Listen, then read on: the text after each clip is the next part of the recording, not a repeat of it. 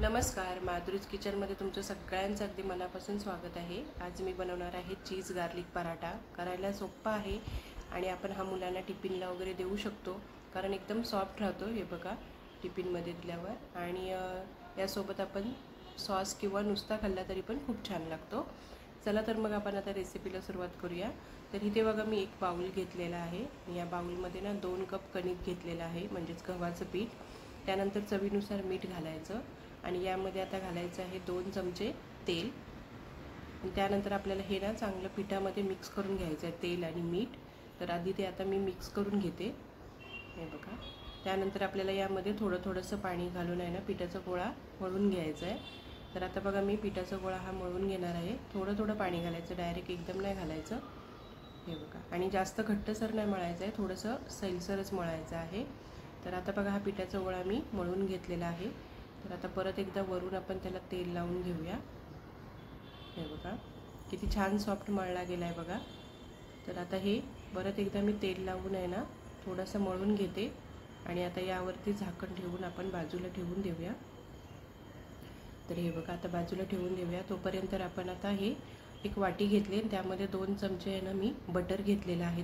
थोडंसं गरम करून घेतलं आहे, म्हणजे ते पातळ होतं। त्यानंतर यामध्ये 7 ते 8 लसणीच्या पाकळ्या किसून घेतलेल्या आहेत, थोडीशी कोथिंबीर। आता हे सगळं व्यवस्थित छान मिक्स करून घ्यायचं, हे बघा। बटर थोडंसं पातळ करून घेतलं ना की हे मिक्स करायला एकदम सोपं जातं। आता आपण हे बाजूला ठेवूया आणि आता आपण पराठे करायला घेऊया। तर इथे बघा, एक मी पिठाचा गोळा घेऊन आहे ना, तो त्याला थोडंसं पीठ लावून घेतलं आहे आणि आता तो लाटून घ्यायचा आपल्याला एकदम पातळसर असा, हे बघा। तर आता मी हा लाटून घेते व्यवस्थित, एकदम गोल असा, सगळीकडून पातळ असा लाटून घ्यायचा, हे बघा। आता हा लाटलेला गोळा आहे ना, पीठ म्हणजे चपाती, त्याला आपण काय करायचं आहे, या पोळीला असं वरती आपण जे गार्लिक आणि बटरचं मिश्रण केलं आहे ना ते लावायचं आहे आणि आपल्याला चीज यावरती चीजची स्लाइस ठेवायची आहे। त्या आकाराचं आपल्याला हे छान असं पसरवून घ्यायचं आहे। तर आता बघा, मी हे व्यवस्थित असं पसरवून घेतलं आणि त्यावरती थोडंसं चिली फ्लेक्स घालायचे, त्यानंतर ओरिगॅनो घालायचं आहे थोडंसं,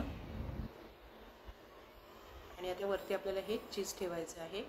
त्यानंतर दोन्ही साईडने आपल्याला असं फोल्ड करून घ्यायचं आहे। वरतून पण घालायचं, म्हणजे चिली फ्लेक्स आणि ओरिगॅनो, म्हणजे छान चव लागते दोन्ही साईडने पराठ्याला आणि दिसायला पण खूप छान दिसतं आणि त्याला पिझ्झासारखे म्हणजे टेस्ट येते। तर आता बघा, हे मी फोल्ड करून घेतलं आणि आता आपल्याला हे लाटून घ्यायचं आहे। तर आता मी हे लाटून घेते बघा, थोडंसं पीठ लावून घ्यायचं, म्हणजे व्यवस्थित छान लाटलं जाईल आणि चिकटणार नाही खाली। तर आता बघा, मी लाटून घेते, हे बघा। तुम्हाला जसं पातळ किंवा हे पाहिजे तसं लाटून घ्या तुम्ही।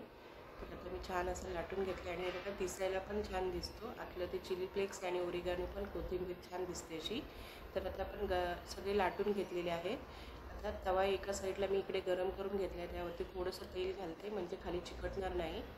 आणि स्लो गॅसवरती नाही आपल्याला हे शेकवायचं आहे, थोडंसं तवा चांगला गरम करून घ्यायचा आणि त्यावरती आपल्याला आता हा पराठा आहे तो घालायचा आहे, हे बघा। आणि दोन्ही साईडनी ना खमंग असं आपल्याला हे पराठे आहेत ते छान असे खरपूस भाजून घ्यायचे आहेत, हे बघा। तुम्ही आता बघू शकता, आपला हा एक पराठा झालेला आहे, हे बघा। खूप छान सॉफ्ट होतात आणि मुलांना तर चीज म्हटलं की रेसिपी आवडते चीजची।